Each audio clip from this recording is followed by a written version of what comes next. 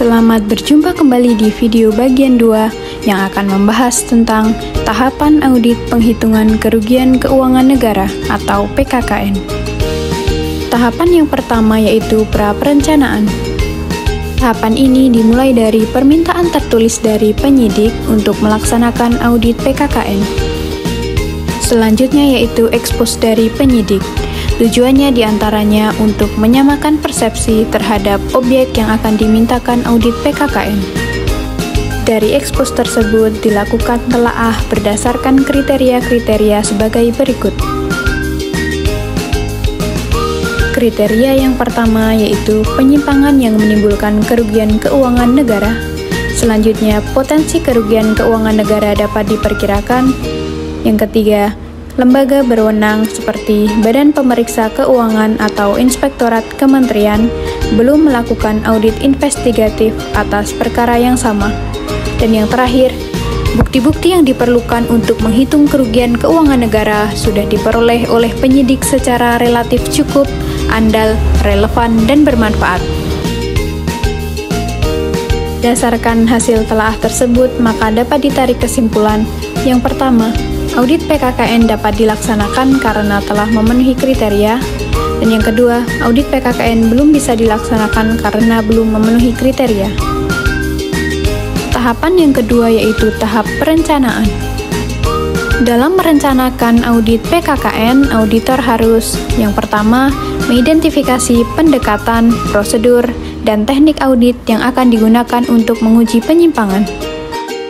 Yang kedua yaitu merumuskan prosedur dan langkah kerja yang akan dilakukan dalam bentuk program audit. Yang ketiga yaitu merencanakan metode penghitungan kerugian keuangan negara.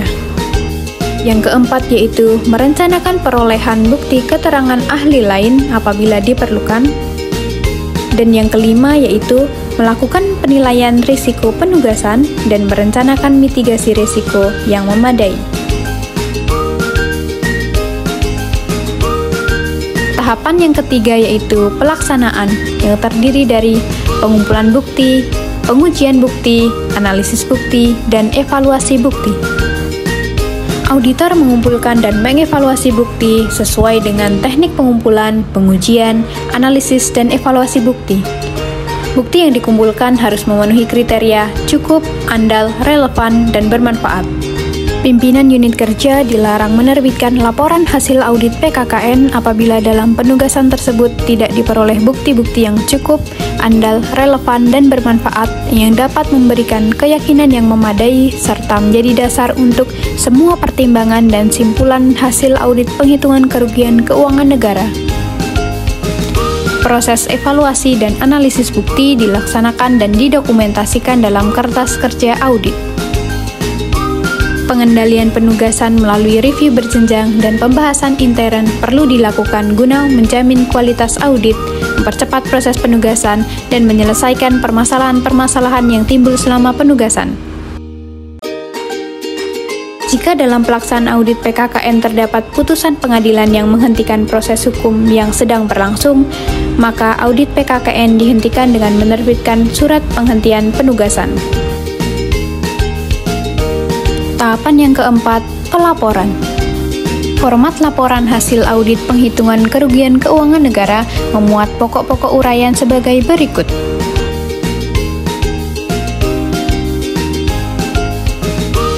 Selanjutnya, laporan hasil audit penghitungan kerugian keuangan negara dilakukan review secara berjenjang. Tahapan yang kelima yaitu pengomunikasian hasil penugasan kepada pihak yang berkepentingan. Pimpinan unit kerja harus mengomunikasikan hasil audit kepada penyidik. Untuk penugasan audit PKKN atas permintaan pimpinan instansi penyidik, berlaku ketentuan sebagai berikut. Yang pertama, hasil audit PKKN merupakan pendapat keahlian profesional auditor tentang jumlah kerugian keuangan negara. Dan yang kedua, pengomunikasian hasil audit PKKN dilakukan dengan penyidik untuk memastikan bahwa seluruh bukti yang digunakan auditor merupakan bukti yang lengkap, yang akan digunakan sebagai bukti dalam berkas perkara, dan penyidik telah menyerahkan seluruh bukti yang mempengaruhi jumlah kerugian keuangan negara. Laporan hasil audit diterbitkan setelah dikomunikasikan dengan pihak-pihak terkait. Tahapan yang keenam yaitu pengelolaan kertas kerja penugasan. Auditor harus mendokumentasikan setiap hasil pengamatan, pertimbangan, atau kesimpulan akhir dalam kertas kerja audit, termasuk pertimbangan profesional atas hal tersebut.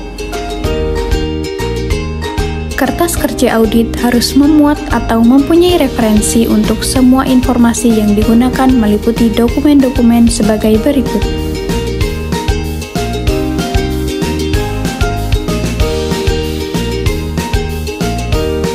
Kemudian setiap kertas kerja harus dilakukan review secara berjenjang untuk memastikan bahwa kertas kerja telah disusun dan memuat semua informasi yang berkaitan dengan pelaksanaan program audit.